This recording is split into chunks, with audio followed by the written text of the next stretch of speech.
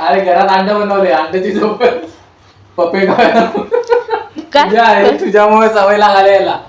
तू पपई पपई पपई पपई खायची बाळा, पपई, पाणीपुरी नाही.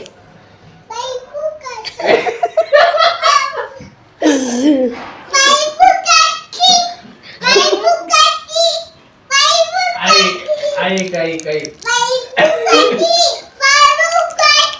अगं ऐक माझं. अगं पपई पपई पपई खायला. अंड केलंय छकुली, अंड शिजवलंय तुझ्यासाठी. हा छकुली आहे.